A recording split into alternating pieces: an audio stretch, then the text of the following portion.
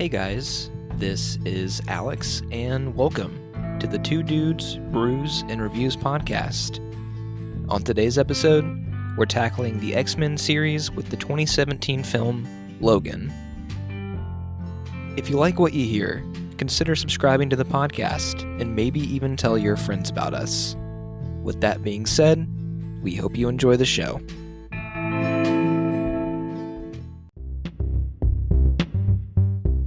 We do have something to talk about. We do have something to talk about. We went to our concert last week. It was a week ago today, right? I believe so. Yeah. Last Tuesday.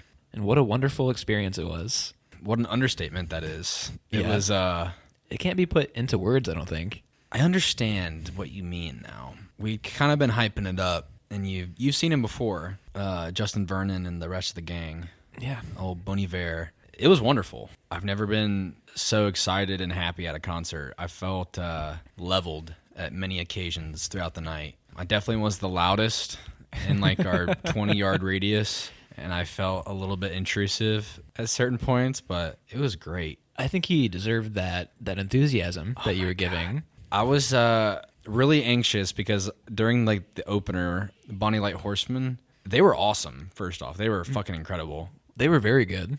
Oh my god, they sound like just straight off the fucking album. Like, you know, great live performance. Female vocalist and the male vocalist were both great. The drumming was sick as fuck. Josh Kaufman on guitar. That's his name. Yep. Right? And he got to come back on later in the night. He played Gelmore, I believe, with the rest of the crew there. I think he also played on the track Salem. I think so too, yeah. That was the really jammy one that I said sounded kind of like John Mayer in concert. You saw me in rare form that night, I believe. How so? I was very animated. Oh, yeah. Yeah, you were. You were leaning into it. It was exciting. My brother came along too, which he was behind us the whole time. And I asked him, I was like, you want to get up here? Like, you want to come up and stand in front of us or something? Like, I feel like I can't talk to you, like looking over my shoulder. And he's like, nah, I'm good. Like, I can see both over both of you. Like, I was about to say, he's like a foot taller than both of us. Uh-huh. The plight of being a short man. Yeah, we got lucky though. Like in our spot, there wasn't a bunch of super tall people. I was anxious because during the opener, the group in front of us would not shut the fuck up. And I was thinking, if this continues through the night, I'll kill somebody.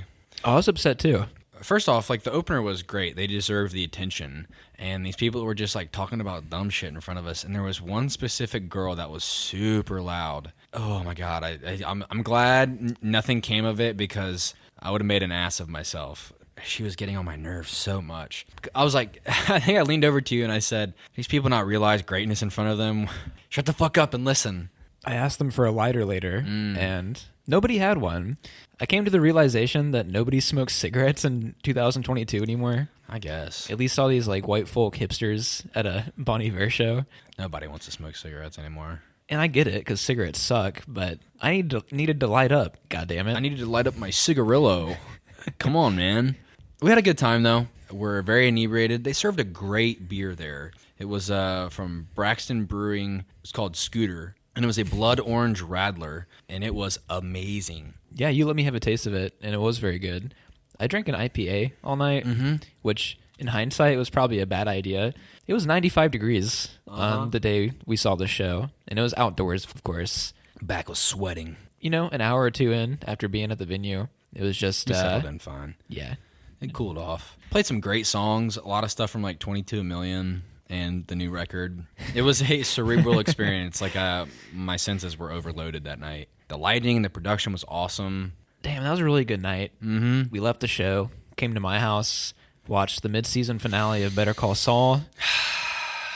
And yes, just thinking about it makes me want to... Die. Yeah. I want to die.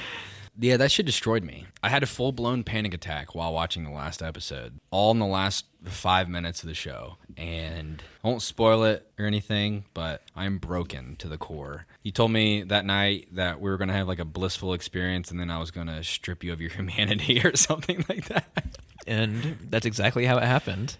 I didn't talk to you for like 20 minutes. You stood up and I just went, paced around my kitchen. I just went. It was great. It was really great. Yeah.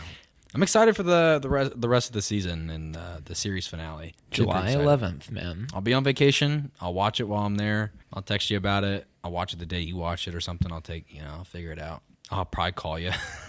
And we'll talk about it for 20 minutes or an hour. I can't wait. Also, quick side note, just to fill that gap from not having Saul. I've been watching The Boys. Just started that. I know they're on the third season's airing right now. And you brought it up to me, actually, because you were bringing up the news of the most recent episode that just released, which is called Herogasm. And you were like reading online about it and about how it's supposed to be like this over the top, one of the wildest episodes. And I like looked it up and like was getting into like reading about it, and it's like based off a specific section of issues that came out for the series. That's like what it's based off of, and it's basically a giant orgy party for superheroes. But I started it, and I can say without a doubt, it's great so far. My next episode to watch is episode 7, and there's 8 episodes in the first season, and I like it a lot. It's filling that mature drama that I need, that Better Call Saul's leaving behind. It's a little bit more fun, though. I don't know. I've been enjoying that. I think you're going to start it soon as well. I watched the first 10 minutes of the pilot episode last night, and I knew immediately that I was going to love it. Mm-hmm. When Flash 2.0 obliterates Jack Quaid's girlfriends, I just knew. I'm like, yes, this is the content I want out of a superhero-related thing. Speaking of mature superhero comics, perfect segue. You recommended a very great movie to talk about today. We're talking about Logan. 2017 film, directed by James Mangold, who I didn't realize I'd seen a couple of this guy's movies in the past. I have no idea what his filmography is full of. He's done a movie called Girl Interrupted. He did Walk the Line. Oh, really? The Johnny Cash movie, which with Joaquin Phoenix. Which weirdly enough, the credit song to this movie is a Johnny Cash song. I watched the trailer for the film today. The trailer song is "Hurt" by Johnny Cash, and that doesn't appear throughout the film at all. Unfortunately not, no. It would have fit perfectly anywhere, really. This was one of those first rated R superhero movies. Did this come out before Deadpool?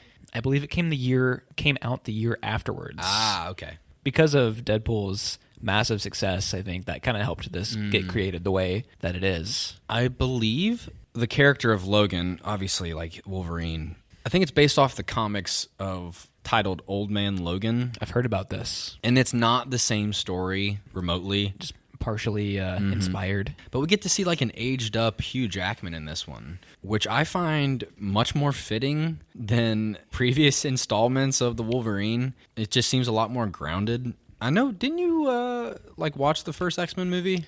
I did. I rewatched the very first X-Men movie, and in my opinion, it's aged very badly. Mm-hmm. I don't think many of them have. I think X-Men is it's like if they kept making Fantastic Four movies. It's like movies that no one's really asking for, but the people that really want them probably aren't getting the service that they deserve. I mean, I've seen them all, I believe. I mean, maybe I haven't seen like the first one, but I've seen like The Last Stand and the X-Men 2. Days of Future Past. I've seen Days of Future Past. I haven't seen Apocalypse or Dark Phoenix, which I think is like one of the most recent installments.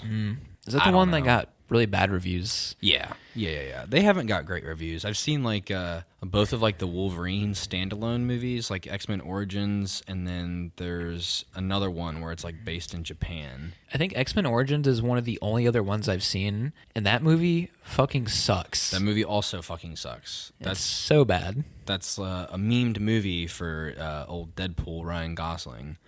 Ryan Reynolds. Yeah, Jesus, sorry. They're all the same. Pretty boy with charisma.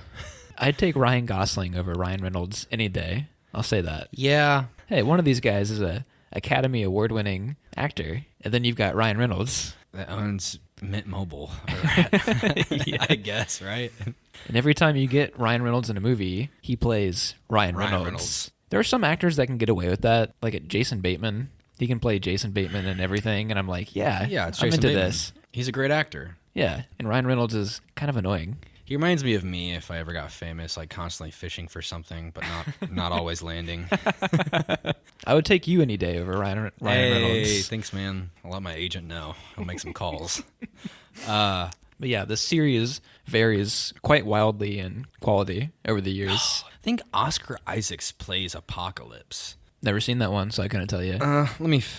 You know what? I won't even fuck with it. Don't worry about it. I don't need to know, but I'm almost positive it's Oscar Isaacs in full makeup, which is another strange choice. Just in the day and age, choosing for a live action superhero film to use a bunch of prosthetics for your main villain, stiffening the shit out of the character. Like, I don't think the guy can even turn his fucking head. Like, making them unrecognizable. Mm-hmm. I think the one or the few things that have stayed pretty consistent over this this series that varies in quality is that Wolverine, Professor X, and Magneto have always been like the crux of the series, and you can expect them to always be good for the most part. I don't remember the actor that plays Magneto. Ian something. He has a young and, well, so does Professor X. They have split aged actors. One's young and one's older. Obviously, we have Patrick Stewart as Professor X. And in this film, man, that shit breaks my fucking heart. This film is unending heartbreak throughout the entire thing. It's very bleak. Even victory feels bleak. It's a nice tone, though. I mean, if you lined it up with the rest of like just the X-Men universe, it's probably thematically and tone-wise the most consistent and probably hits the nail right on the head where it's supposed to be. I have my gripes about this movie, and we'll get there eventually, but I would argue that this doesn't even really feel like a superhero movie. If you took Claws out of the situation and like put a knife in his hand, like it would feel more like an ode to westerns in a way. That's something I really want to talk about. You watched the noir cut, correct? I actually did not. Okay. I read online people saying that it didn't really change much. No, not at all. I wanted to talk about it briefly and try to get it out of the way as soon as possible. Okay.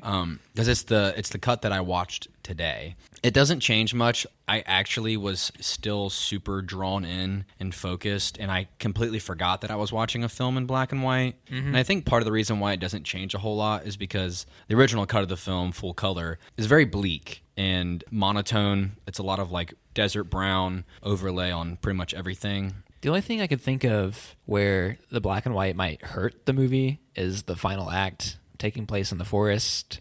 I feel like taking away the greenery and stuff like that would kind of give a different experience. And I don't know how you felt about that. From the way I saw it, it didn't change too much for like smaller B-roll footage. Well, when they first approach the compound that they're staying at, what do you call it? A smelting refinery. Yeah.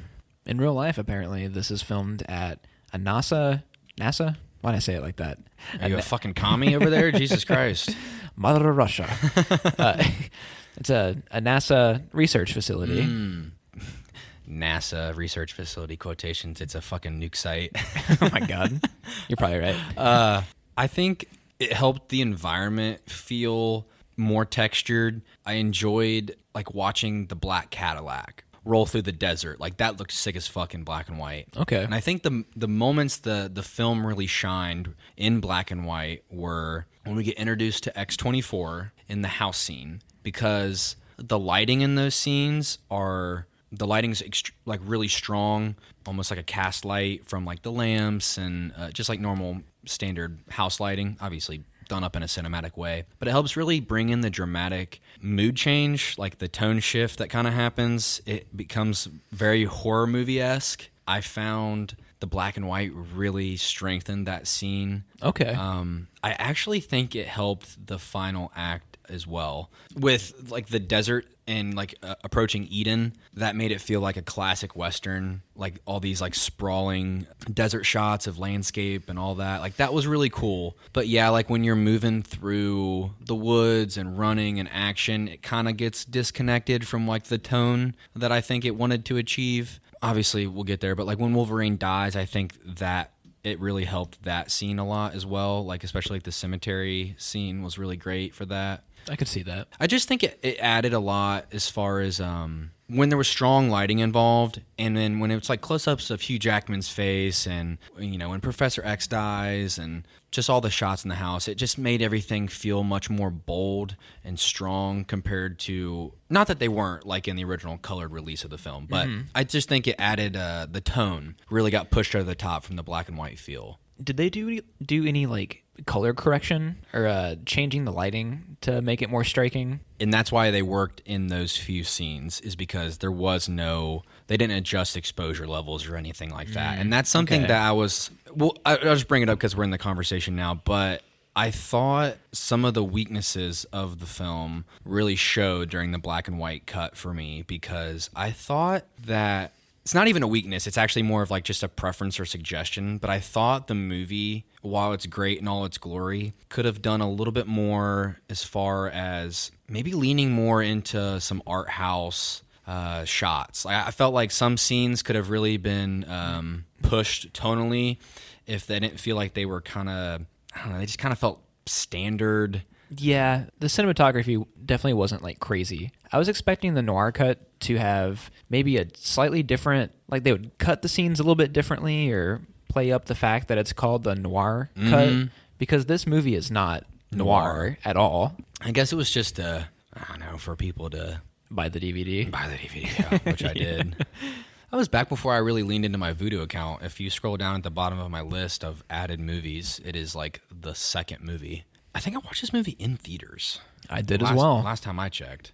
I would have been last time you checked. I would have been old enough. I would have been 18. I think I went and watched it in theaters. Okay. If not, I bought it on DVD and watched it as soon as it released. I remember my theater experience for this movie being very memorable. I saw it in Miami. What? I was on vacation in Miami. Me and Olivia walked like a mile from our hotel to go to this theater, and I think we made it 10 minutes into the movie, and we had to evacuate the theater because there was a fire. What the fuck? Yeah. And we stood outside for like 20 minutes, and they brought us back in, and they said, nah, it's no big deal. There was a kitchen fire. And I guess it's like procedure to just get everybody out of there. And we went back into the theater, and they just started the movie back from where we were at originally. That's so crazy. I'll never forget that. That's so random. I also had the best tacos I've ever had right before going to see this movie. So, very memorable night for me. Were they vegan tacos? I was not vegan at the time. I think that was the last year I ate meat.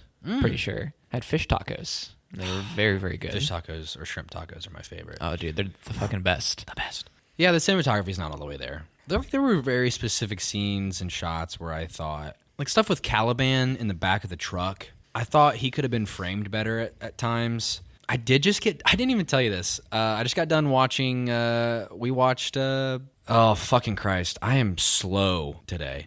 So am I. Grand Budapest Hotel. We watched Grand Budapest Hotel this past weekend. Oh, you've never seen it before, right? I had never seen it, believe it or not. It's great. It's amazing. It's fucking awesome. It's a great movie. It's fucking great. But I wanted, I guess maybe just from watching that art movie, you know, it's Wes Anderson style. I guess I wanted more cinematography from this film. Something a little bit more unique. And not to say like this movie isn't unique in comparison to other X-Men films. Yeah, absolutely. But yeah, the cinematography is not all the way there. It looks beautiful at times, but there are other shots that feel a little cheap. I think some scenes move a little too quickly. And maybe that's like the Better Call Saul fan in me, where I'm like, let's breathe for a moment. Let's like really take this in. And then it's like, no, on to the next thing. I mean, this movie runs like 2 hours. One of my first thoughts was when I finished it, I was thinking this could have easily been 20 minutes longer. Give things more time to breathe. I thought so too. The last act kind of rushes through things a little quickly. Also, I wanted to simmer more with our antagonists. Like, I wanted to feel their motives more. And not to say that they weren't laid out, but I think one of the big negatives, and my strongest negative for the film, is the fact that dialogue is very hard to understand at times. For me specifically, I caught the tone for each scene, and I understood like character motives and like the stuff with Laura. Like I knew when Laura was upset. She speaks in Spanish half the time, which is perfectly fine. It works for the story. But everybody's talking with a little bit of a whisper for the most of the time. And it feels like dialogue drops out on the end of sentences a lot, and I don't feel like words are enunciated well enough or loud enough for me to completely understand it. I got that a little bit too. The first time I rewatched it a couple of days ago, like I usually watch things with subtitles, but last night when I sat down, I said, okay, no subtitles, and I was having a hard time following along with the dialogue. Because I watched it with subtitles on my second viewing. As I was reading stuff from Dr. Price, I believe his name is. Yeah, I don't know. This is like one of the least interesting characters of the movie. Correct.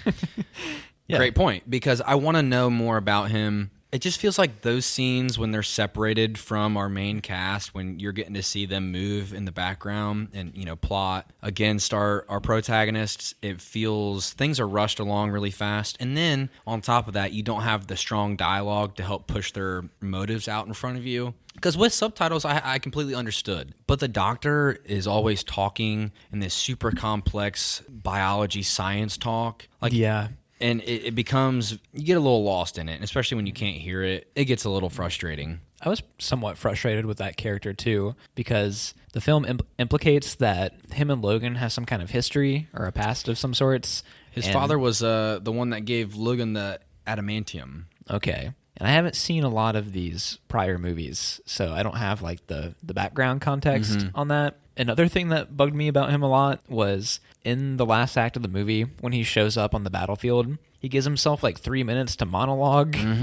Realistically, he should be like, all right, everybody, just kill this guy. Correct. Like, why talk it out right now? Correct. Yeah, that final sort of scuffle battle we have, it does feel like the need for dialogue here is not okay. It was the one cliche of the superhero genre that they actually brought into this movie, the villain monologuing at the very end. And it did not fit very, very well. Like, we should know your motives, straightforward. We should have been given this 20, 40 minutes ago when you were introduced as a character.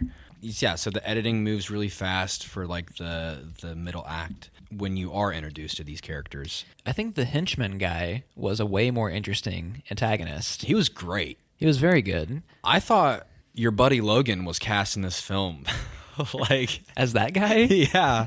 The way Wolverine. I love that fucking the southern drawl. That city hick talk. I had to look this actor up because I felt like I'd seen him in things, and he's in almost nothing. Really? He looks like the guy from Sons of Anarchy. He looks like, he was in Pacific Rim, the first, I'm talking about.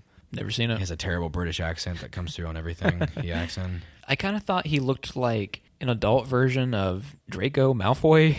What the fuck? No. If you gave him a grill and an electronic hand. Oh my god. Tattoos. Hey, I thought the electronic hand, like CGI-wise, was fucking great. It was super good. When he puts his hand back on towards the end of the film, watching his fingers sprawl all the way back and then all the way forward, man, that was some great animation. Like, it's super smooth. It easily could enter like an uncanny valley, or where it definitely feels like it's just clipped in. But they got the lighting down perfectly. It feels like it's right on set. It has like perfect texture to it. It feels right where it's supposed to be. I never once thought about it even being CGI. Correct. Do we know that it is CGI? It could be. It could be an animatronic. It could be. Yeah, like it could be prop. But I think a few of those things are too hard to animate, or would be too hard to do practically.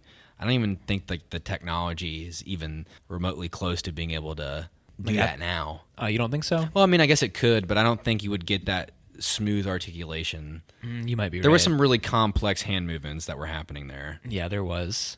Yeah, I could be wrong. He was a good character. Oh, I liked him a lot. He easily could have fallen into bad guy, mercenary, generic, but we're going to give him a name with slightly better dialogue, but we don't care about him. Yeah, he very easily could have been the Ranger Rick guy from Avatar. Don't get me started. The Colonel Mustard guy. Yeah. If there's a hell, don't even. You might want to go there for us. Damn it. Okay, I'm sorry. Yeah. Easily could have been just a terrible character, but he was done really well. And I love the way he was introduced in the back of the Cadillac. That was a great scene because it tells us a lot about the world we're in as well. 2029. 2029, we're not far off. That's Tire's going to be extinct, bro. 7 years away, man. You'll be 36? Let's not talk about that. Yes. I'll be 30. You're a young man. I really liked how, like, lore-wise, this movie took the Looper direction and exploring a future world where not that much has changed, really. Like, just very, very vague and small increases in, like, technology, like, in the way that it's advanced. Like the auto trucks, like the automated semis. Yeah. I'm pretty sure that's something like Elon Musk wants to do. I mean, he wants to do a lot. He wants to buy Twitter. Yeah, and if this movie isn't any indication, it's a bad idea. Yeah, you'll kill a horse on the highway. You'll get there. There was small things in this scene too that could almost have been missed because we had already seen Gabriella get introduced at the funeral. Logan runs a car service of some sort, or works for one. There's a funeral pamphlet. What are those called? You know what I'm talking about. I think a pamphlet is the correct word. Oh, is it not? I'm constantly questioning my reality, but yes, it's a little pamphlet, and he's sorting through it while he's talking to Logan nonchalantly. It's even wrinkled, like it's been in the rain, like it was in that scene. Well, just small little things like that, and I think he came on as a very strong presence, and he was given the time deserved to be introduced as one of our antagonists. Little moments like that where it made him an important character for what easily could have been an unimportant character. And I think his motive was, I don't want to say it's right, but I could see why he would have that motive. Trying to chase after all these science experiments that have escaped. Like, you get it. Like, I get why he would do that. Yeah, he has to. It's quoted in the movie. There are weapons and patents running around. You wouldn't want that to get loose, or whatever the way it's put. I want to talk about Professor X a lot. Let's do it then. It's one of the best parts of the movie. When he's introduced in the state that he's in, it's hilarious and super depressing at the same time. It is. Fucking Taco Bell quesalupa. I think it's just implied that he's like pulling in radio frequencies and he's just like repeating out advertisements. I think his portrayal in this movie is so vastly different from what he is in the previous movies, where Charles Xavier was always the most composed character and like very intelligent and like well-spoken. And in this, he just like throws the word fuck around like nothing because he's like, these characters are so fed up with the state of things, I should say. I think it's quite jarring. We kind of skipped over it really fast, but we're jumping around like crazy here. It doesn't really matter. The opening scene lets you know what type of movie this is going to be. Well, the first words out of Hugh Jackman's mouth are, fuck. And it's great. And he's drunk in the backseat of his limo while a couple of, what do they call them? Cholos. Yeah. Are stripping his chrome-plated lugs off his car. I found that it's a great fucking scene. You get the brutal violence that is supposed to be present with a character like Wolverine. Absolutely. You can't just stab somebody and there not be blood everywhere, like in previous installments. Like, it has to be gruesome and disgusting, and it is. Chops arms and legs off. He puts his claws through a man's face, and the guy chokes on his own tongue. Oh, like, perfect. Yeah, this is hilarious. It's amazing. Yeah, I just think when you first watch it and you have never seen it, and again, it's like one of those first few introductions to rated R superhero films, it's completely off the cuff and off the rails compared to what we're used to seeing for our summer blockbuster superhero films. I feel like this scene sets up everything you need to know about Wolverine at this state in time. He's a drunk. He's depressed. He's weaker than he used to be because these quote-unquote cholos beat his ass like nothing until like that signature Wolverine rage kicks in. Walks with a limp. He's got gray-ass hair. He's an old fucking man. And he doesn't want to kill the guys either. He gives them 2 chances. Even after they shoot him in the chest, he gets back up and says something along the lines of, come on, guys, you really don't want to do this. Like, I don't really want to do this. Hopping in back to Professor X, we get to see... Oops. No, I just wanted to get... I needed to establish that. Professor X, man, he has like dementia or Alzheimer's. He has like a degenerative brain disease. It's sad in real life, and it's also sad for this character. He's locked up in a tank, basically, like an old water tank. He doesn't recognize Logan, and when he does, it's just like he drops the F-bomb, and I don't know, you feel sorry for him. Like he's become so much less than what he's supposed to be. I mean, which is very apparent for Logan, Professor X, and just the world in general. I found the line where Professor X says to Logan, "You become such a disappointment." Yeah. Like, it's really heartbreaking. And I'm kind of glad they bring back some of the past stuff where he brings up Logan starting the series as like a cage fighter, addicted to drugs and alcohol. And part of the weight of that statement is because I was framing it in when someone has dementia or Alzheimer's, they will say things without reservation. And I was thinking, I don't know if this is something that he would say if he was in his right mind. Well, he definitely wouldn't. And because it's so abrupt and out of the blue, even for like the state that they're in. It's like it's such a heavy-handed comment. Charles Xavier was always a conveyor of hope in those previous movies. He was always the one trying to send mutant kind, I guess is what would be the word, like on a positive path. And To show the world, yeah, that they could be a positive force. The X-Men.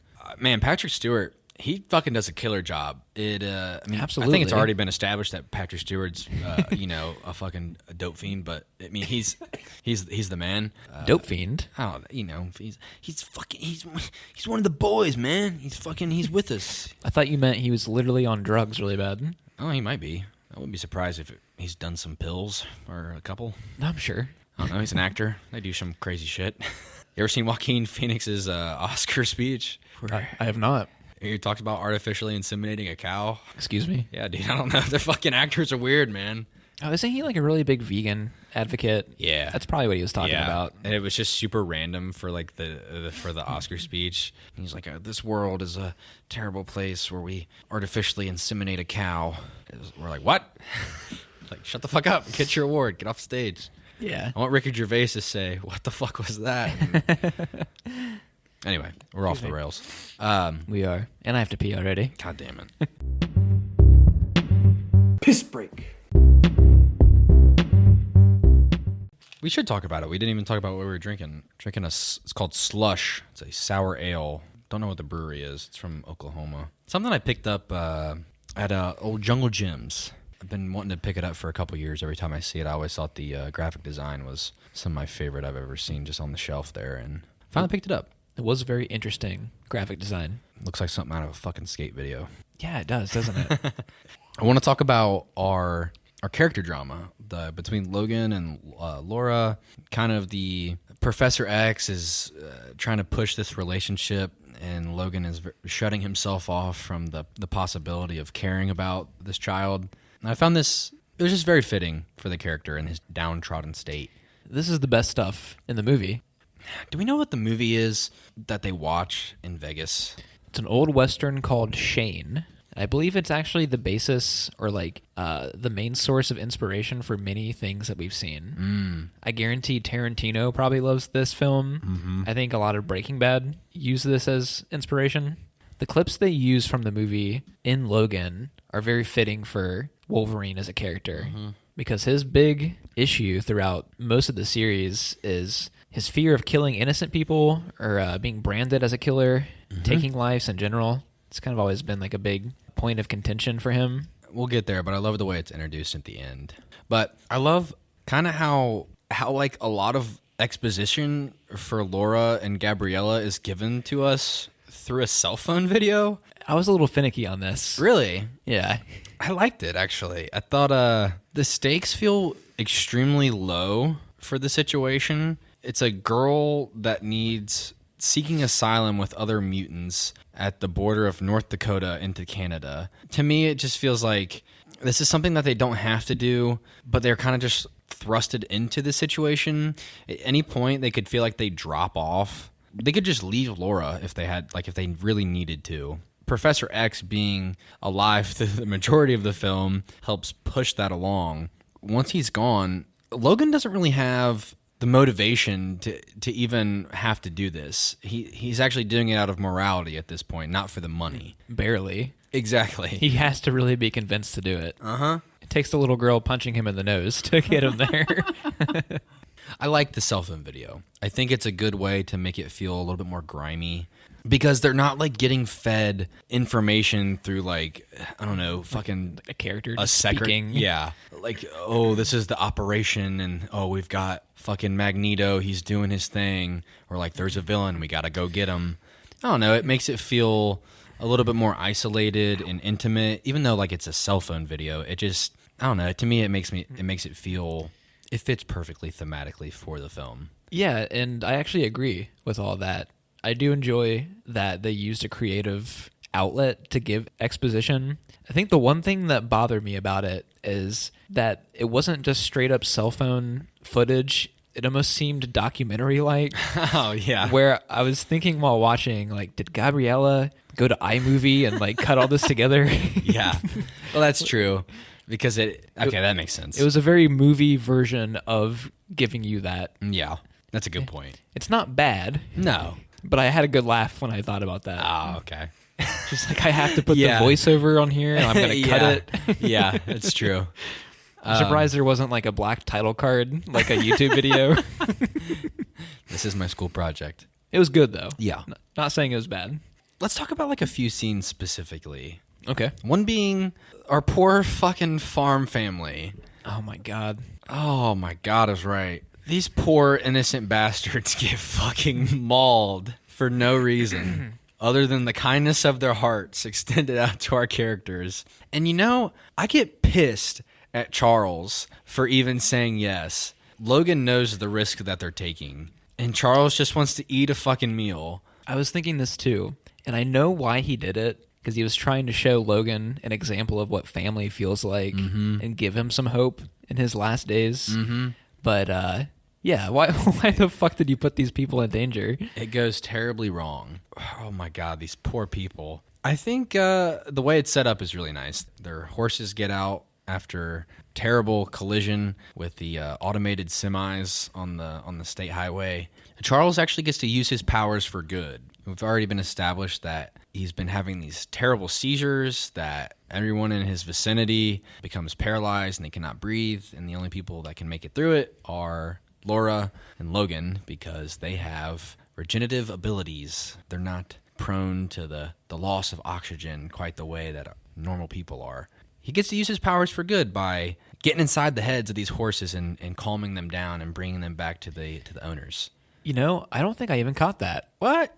I did not even think about that. Yeah, that's how they get there. They're like, everybody cool down, everybody okay. Like, let's do a mindfulness activity is what they do. I almost forgot that Charles could have some control over his powers. Yeah, when he's fucking medicated, the poor bastard won't take his ibuprofen.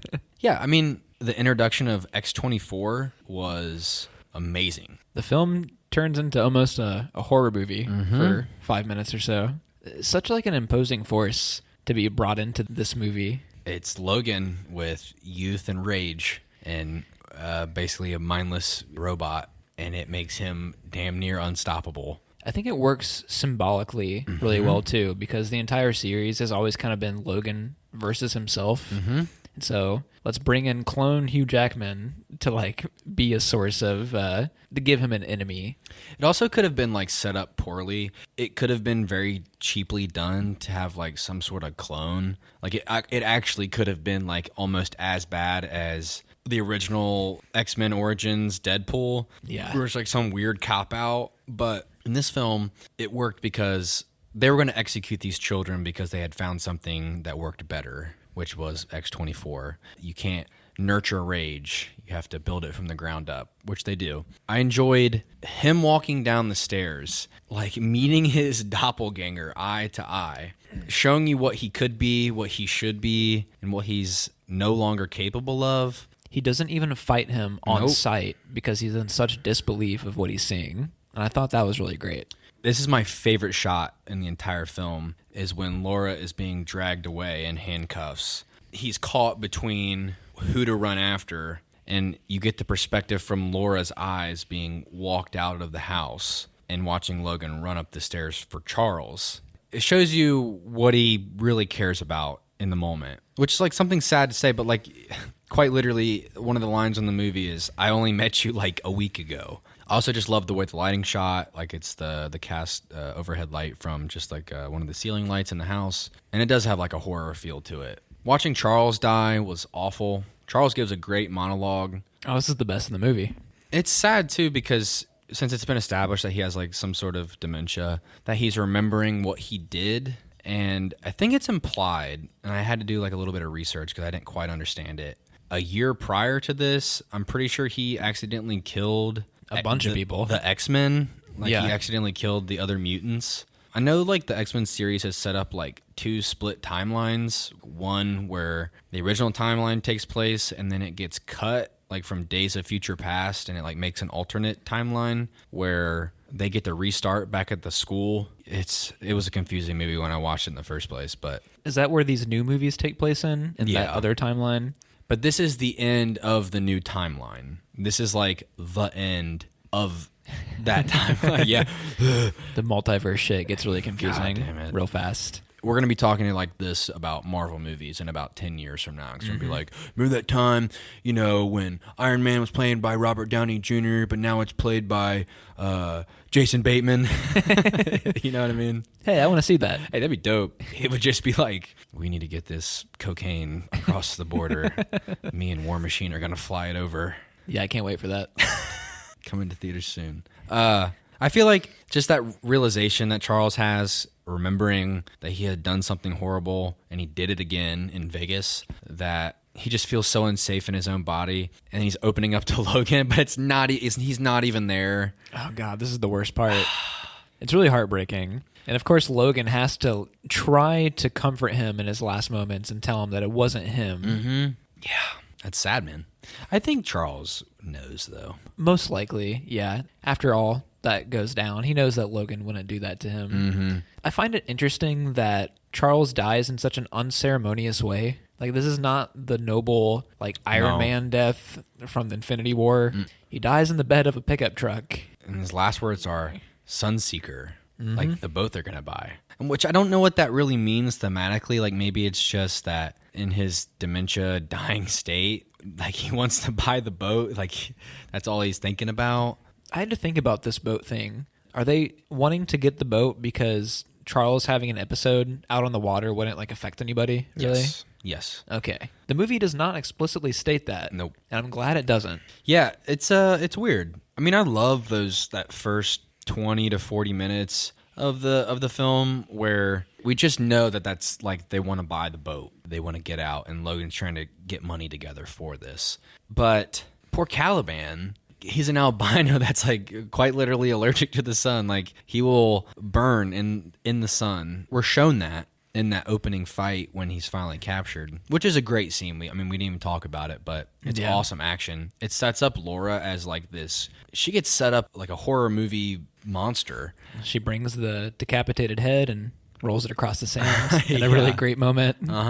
But I don't know. Like, I feel like the stakes are so low. And you saying that Charles dying in the back of the truck is very unceremonious. Like, all these characters are having very unceremonious deaths. Like, Caliban like blows himself up in the back of like whatever this A-Team van is for. Was this a character that was established in other movies, or is it exclusive to this one? I think it's exclusive. I was kind of hoping to get a little bit more of him. I really liked him. And he gets completely separated like right from the get-go, so we don't really get like the antics from the first 15 minutes of the film where they are together. Yeah, and his death is almost meaningless because the guys he's trying to kill like make it out of the van before the grenades explode, which maybe is a good thing. Maybe it's kind of subverting a cliche. Like, here's my last stand, sacrifice myself, and then like the guys just get out. Mm-hmm. You know what I mean?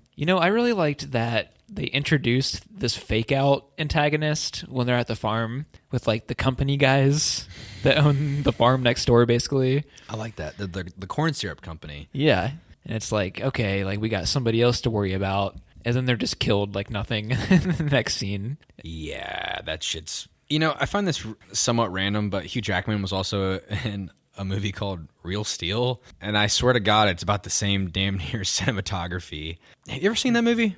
I don't even know what this is. You've never seen Real Steel? This sounds like an 80s movie. It is. It's not, but like it's close. It's a robot boxing movie. You never seen Real Steel? Robot boxing. What? That fucking blows my mind that you've never seen that. It's one of my childhood favorites. I'd watch it right now. I don't give a fuck. Does this belong in like the Criterion Collection or something? Honestly, it like, does. In a museum? Real Steel. Real Steel? You ain't never seen Real Steel, bro? Hugh Jackman plays Hugh Jackman. He plays Wolverine without claws. A beaten up, downtrodden alcoholic that has at the end of his fucking cash line, and he's got to put money together. I don't know, you just got to watch it. But the cinematography is very similar to Real Steel. It's like Utah cornfields and truck driving across the country.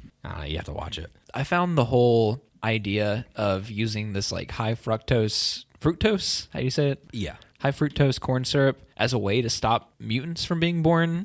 It was brushed over super fast. very quickly. But that's how they stop mutants from being born naturally. They cured it like the polio vaccine, dished out to the masses unbeknownst to them. Very interesting concept. That was explained in 20 seconds. Yeah, it could have been explored a little bit more. We're accompanied by my future brother-in-law over to your right, my left. He's sitting over there just chilling. But off the air, he mentioned I could see why this needs 20 more minutes, and I'm seeing why it needs 20 more minutes while we're talking about it, because I want to go deeper, but the film doesn't really allow for those deep thematic moments to set in long enough. I think it could easily be a 10 out of 10 if it had that extra time to develop a little bit more. I mean, as far as action goes, like, it's knocked out of the park. Yeah, it's fantastic. But I want more time to settle down with our characters. Things happen very fast. I mean, even just like B-roll footage, like stuff of people arriving to Establishing shots. Yeah,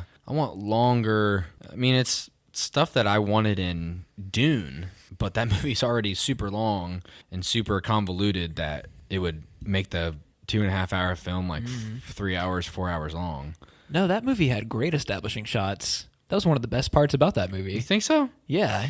I don't know, but just stuff where I want to settle down more with our characters. Even like that third act, our final act, it feels really rushed, even when they arrive to Eden. You know, I think it takes too much time with the scene with Hugh Jackman waking up in the whatever that facility is, like at the top of the mountain. Yeah, like the cot that he's in Eden. I think that stuff actually brings the movie to a crawl for a moment, and then when they reach the forest, that's when it speeds up way too much. Yeah. Like, you could have balanced between those two scenes a little bit better. I think around 1 hour and 55 minutes is when I believe they're at Eden, and the film ends at 2:10. Like, the big battle that takes place at the end happens super fast. Where, like, this should be the 20-minute to 30-minute segment of the film. Maybe it appears it's illusionary, like things happen faster than they actually do. That time feels like it moves by fast from, like, editing. Like, 'cause maybe in other films it's not that long, but it feels more drawn out. I mean, I'm trying to think of, like, something like Endgame. Like, that final act, that battle is super big. It feels like it's it lasts... like 45 minutes probably. Okay, so yeah, it's probably like at least 30 minutes long. Or maybe it's not. You know, maybe it's 20, 25 minutes, but just the way it's edited makes it feel a lot longer. Stuff like that. In this, it feels like we get to see Hugh Jackman take off throughout the woods, and 5 minutes later, he's dead. Yeah.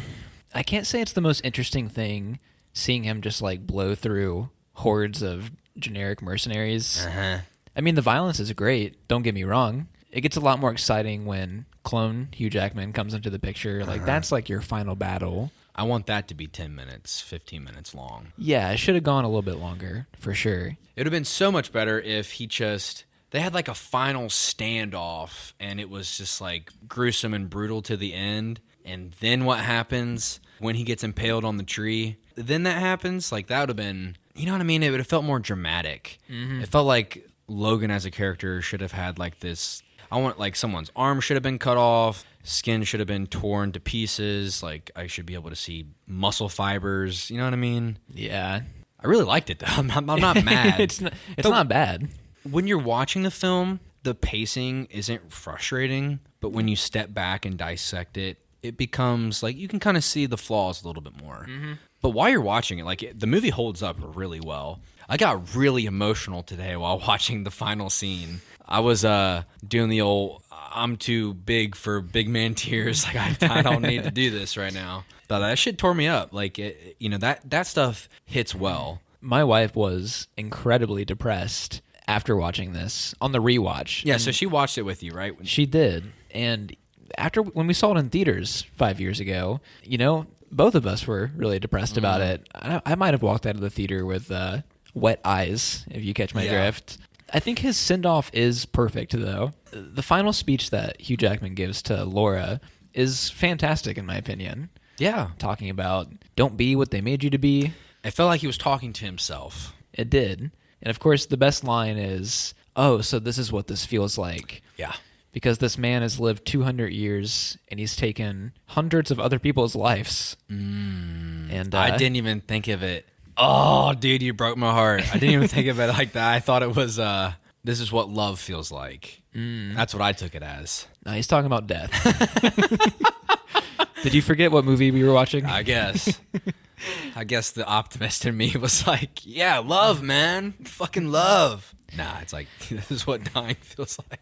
I feel like by the end, he still barely sees Laura as a daughter. Like, it's not really about that. They do have the team-up dynamic, but he's not like, all right, daughter. It's not really calls like him daddy. Like, Yeah. she views him as a father, but he does not to her. Maybe my brain framed it as love to help take away some of the bleakness. And I could be wrong, but I definitely saw it as the life taker finally gets his own life taken. Because he's kind of always wanted to die throughout all these X-Men movies. That's why he does drugs. It's why he's an alcoholic. It's why he keeps an adamantium bullet in his pocket at all times. I do love like the ceremonious funeral that is given. When you touch back into Shane, the Western film, Yeah. that line that her and Charles watched in the hotel room is brought back. Like, there's no more guns in the valley. Run on home to your mother. When you become a killer, it's like a brand on you. That's fucking sad. It's funny because even our Western cowboy with the mechanical arm, he views the Wolverine when they first meet as just this gruesome killer, and talks about, "Damn, Wolvie, I hate to see it like this. Breaks my heart." Sees him as a legend, man. He sees him as that fucking killer. And it's what X-24, like, there's a reason why they use Wolverine as a clone. He's this unstoppable killing machine. He's the apex predator. I really liked, I mean, it's for the movie, it feels a little out of touch if you like kind of step back, but using like the makeshift cross that they built out of branches and turning it over to an X was like a really nice homage. Yeah, I and agree. It pulled on your heartstrings a little bit. And Oh, it definitely got me. I think just those last scenes are just so beautiful, like next to the water at that lake, similar to when he buried Charles. I don't know. I like this movie a lot. I mean, it's bleak and sad, and I don't know. I feel like it's a good way for Logan to die. Yeah, it's the perfect send-off for this character that's been portrayed by Hugh Jackman for 17 years. Is him and Patrick Stewart like the longest running consecutive I think so. portrayal of a superhero? Yeah, I think just because, like, yeah, it's been so long. Like, Magneto was split up by two characters, and I mean, so was Charles Xavier, but he was long before. Like, Magneto hasn't even come back. Who is he played by? Sir Ian McKellen? Yeah, that's it. Yeah. That's it. Plays Gandalf. God, I always forget that. You never seen him. I haven't, but I've seen pictures. Yeah, you know who Gandalf the Grey is. And these two characters look so incredibly different Yeah. that you would almost never guess. The beard completely masks him as a person. You know, when I saw this in theaters the first time, the big rumor, or I guess it wasn't even a rumor, it was pretty well known that this was Hugh Jackman's last time as Wolverine. Yeah. But when they bury him and the kids walk away, in the theater, I 100% thought that his like hand would pop out of the grave with the claw. It didn't necessarily mean he'd play the character again, but like I was like, all right, I'm waiting for the shot, the money shot. Where's it at? That would be quite literally what they would do at the end of a comic issue to like say, the story's not over, man. He's coming back. But no, they cut the credits right away. Can I just say that the ending credit song, I'm usually not really picky about stuff like this, but it's super not fitting for the mood that was just set by the film's ending. It like takes off with like that Johnny Cash song, and it's like very upbeat. It's a little bit of a tone change, but I'm not mad about it. It's Johnny Cash, goddammit. He's a legend. For all the wrong reasons, just like Wolverine. But yeah, man, I really like this movie. It's not perfect. I think it has a really high score on Rotten Tomatoes. It's got a 90. Yeah, I'd give like an 8. Okay. You know, the first time I saw this, I would have given it like a near 10. Oh, yeah. And I think the rewatches, I have a lesser opinion of it than I used to. I would go like with an 8.5, probably. I think just sitting down and watching this movie about once every 5 to 10 years is a treat. Like, it's a good movie. It stands up really well. It's different from other superhero movies. It holds up as far as what it's trying to convey. It's just this dark, bleak, gruesome story with like not a happy ending whatsoever. Those are the movies that age the best. Did you notice that Eden wasn't technically discovered at the end of this movie? What do you mean? You never see the kids reach Eden. They're just like in this in-between point. Eden was where they were. It was just like the safe house. That's Really? all it was. They met up at the coordinates that were in the comic book. You Yeah, know? but I thought that was their way of like, we meet up here and then we go to Eden. Well, they crossed the border at Canada, where the jurisdiction Of the United States doesn't stand anymore. Mm-hmm. Okay. Well, it's technically Mexico, but Transigen is a U.S.-owned company. Oh, okay. See, this is the thing. Stuff like that gets brushed over super fast because you don't give the time to establish. Yeah. Does that make sense now? It was a little underdeveloped. Uh-huh. I for sure thought that they just hadn't reached it and the audience doesn't know if it even exists. They made it. It wasn't like the silver buildings portrayed in the comic book. It was just the lookout, like the lookout building with the cots and the campfire. And then they were going to cross the border through the mountains into Canada, where they were seeking asylum. Stuff like that got brushed over really fast at the end there too, because the young boy it seemed like their leader, the one with the most responsibility, that has his talk with Logan before they embark through the woods. He was in communication with somebody over the radio. Like, they said that your asylum is approved between the hours of 10 a.m. and 5 p.m. You'll have clearance into... It just gets brushed over super fast. So it's stuff that like you just don't really remember, and it doesn't really stick with you as far as plot goes. Okay. Stuff like that falls apart when you try to think about it too hard. You just don't have that time. It doesn't give you that time for the exposition to really sit in. Okay, that makes sense. Makes then. sense? I thought it was a little bit of a loose thread. Like, I'd be anticipating the next movie, Laura, instead of Logan. Gotcha. That's all I have. You said you were excited for your recommendation. I am, and I will tell you about it After you piss. after I take a pee. God damn it. Piss break. Give it to me. Sorry. Why so aggressive? I don't know. You always do this. I know. I'm sorry. You're like, motherfucker, what's next? God damn it. Feed it to me. So I'm doing a film that's very uncharacteristic of me, not giving you something super dark. Okay. It's actually a very lighthearted film. Okay. It's produced by Steven Spielberg. What? Do you know what it is? No. Produced. Oh, okay. Okay. And directed by the man that brought us films such as Castaway, Back to the Future, and Forrest Gump. The film contains sex, murder, and Bugs Bunny. What? Space Jam? No. You know, it's kind of close to that, actually. Okay. It's a live-action animated hybrid film from the 80s, and it's called Who Framed Roger Rabbit? Oh, okay. Okay. Hell yeah. I love this movie. So you've seen it? Yeah. Okay. Plenty of times. When was the last time you saw it, though? It's been a handful of years. You know, when I was a kid, I didn't know what this movie was called, but every time it was on TV, I was there. I was ready to watch it, and I can never put my finger on what it was. Okay. You said Bugs Bunny. I'm like, oh, wait, it's not Who Framed Roger Rabbit. But okay. It's a super unique movie. It's got Warner Brothers and Disney characters all mashed in one, which like would never happen again. Oh, my God. There's so much technically to speak about this movie, let alone character and plot and all the fun shit. It's incredibly unique, and I wasn't sure if I wanted to do this. I've actually been bouncing this one around in my head for a while, and then last week, my favorite YouTube channel, Red Letter Media, did a video about it, and I just thought, you know what? Let's just do it. That'll be fun. 40s cartoons mixed with murder film noir type stuff. I actually watched the first 30 minutes of it a couple nights ago just to make sure it wouldn't be like terrible. And it's a very adult movie. Oh, yeah. That'll be fun. There's a lot of innuendos. There is. You said, last night you texted me and you said, I'm really excited for my recommendation. And I was taking a piss. And my first thought was, oh, dude, it'd be really fun if he did Ready Player One. And you said Spielberg. And I was like, no, there's no way. I guess like Ready Player One kind of is similar in the way that it takes all these IPs and brings them into one film. But yeah, this is one of the first movies to do that. It might be the first movie to really do it to this extent.